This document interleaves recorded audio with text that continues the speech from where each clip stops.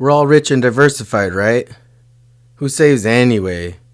That's for the birds. Pfft, yeah, right. I'm gonna keep stacking.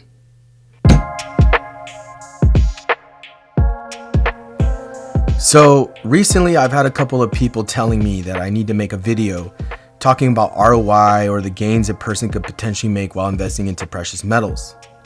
Well, I'm here to tell you this channel is not about pumping up precious metals or telling you that gold and silver will make you rich and go to the moon. Okay, and what I'm about to say next will probably rock the boat or trigger a few people. But that's okay. That's just the name of the game. I hear people all the time talking about their crypto investments and all the gains they've made. That's great and all, but what actually interests me the most is, what are you doing with those gains? Now, I know we're all smart people, but here's my question to you. What type of long-term monetary preservation do you invest into?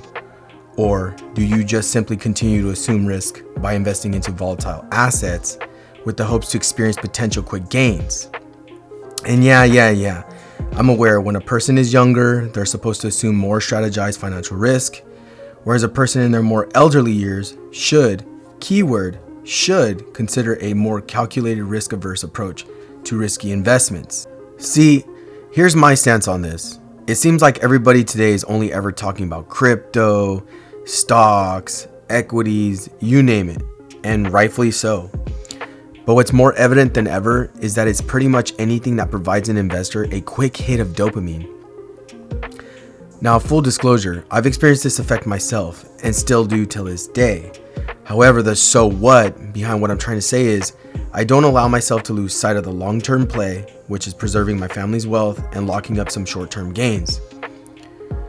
Since we're on the topic of short-term strategies, I guess this would be the opportunity to share with everyone a way I like to take profits. So I'm sure everyone has maybe heard of the term playing with the house's money, and if you haven't, that's okay. Essentially what this means is playing with the casino's money after winning beyond your initial buy-in. However, in this case, we're talking about the stock market, crypto, or whatever investment that may be for you. Right now at the very moment, I'm in Bitcoin, Ethereum, Cardano, VeChain, and a few others. And as you already know, when that moment arrives and you see the gains rolling in, we all like to cash out the profit and leave our initial investment. Well, for me, it's completely dependent upon the total gain on my total investment and the behavior of that specific cryptocurrency. I'll typically liquidate on an incremental 10 to 25% base gain. Once I've identified those gains, I'll do one of three. Either purchase more crypto, move back into cash, and I'm sure you can guess what I'm gonna say next. Yes. Gold and silver. This is when I color up, take the house's money, and walk away. Why did I say any of that? I mention this not only to prove a point, but to provide you with a quick snapshot of how fun and easy it is for a person to get fixated with those quick hits of dopamine because of the quick gains. Obviously, it's a great feeling to experience. I mean, who wouldn't want to go through that? And this brings us back to my original question in the beginning. What are you doing with those returns? And are you managing your emotions well enough that you can take a moment to slow down and take a short knee to think about considering the long-term play?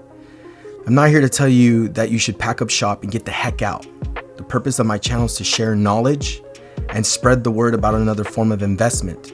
That's if you're looking to lock up some earnings for the long-term preservation. And if you're not, that's fine. Nothing wrong with that. I guess you can either continue to watch my video and hopefully learn something, or click the like button and subscribe to my channel and call it a day.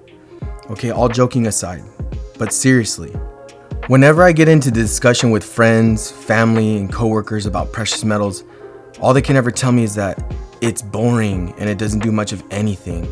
I've been doing a lot of research lately, and the comment that I recently stumbled across that I find exceptionally interesting: people know the price of everything, but know the value of nothing. I have to agree, due to the sheer fact that I didn't understand in the beginning either, until I started to teach myself what value truly meant. Fun fact, did you know that the United States Bullion Depository near Fort Knox, Kentucky currently holds 147 million troy ounces of gold? Yeah, you heard me right. I bet I have your attention now. The US holds over 8 tons of gold and leads the entire world with the most amount of weight to date. Germany comes in second with over 3 tons, and Italy not far behind in third with nearly reaching 2.5 tons. And if it was such a useless asset, then why does the US government, along with other countries, hold so much? I strongly believe the lack of awareness associated with precious metals is simply due to the lack of education out there in the general public. Look, at the end of the day, everyone has their reasons for investing in whatever they choose, but precious metals are the type of investment that play a critical role in preserving your wealth, provide you and I a hedge against inflation, and helps us sideline some cash for the long-term play. Okay, I think we'll call it good and end it there. For those of you that are following me, I really appreciate it. And for those of you that took the time out of your day to watch my channel, I also really appreciate that. I hope you found something interesting, and if so, please help me out by subscribing and give me a like. It helps out with the YouTube algorithm so I can get recognized and my content gets shared out there with everyone else. And remember, I'm not a financial advisor. Until next time, take care, stay safe, have a good day, and like I always say, let's keep stacking.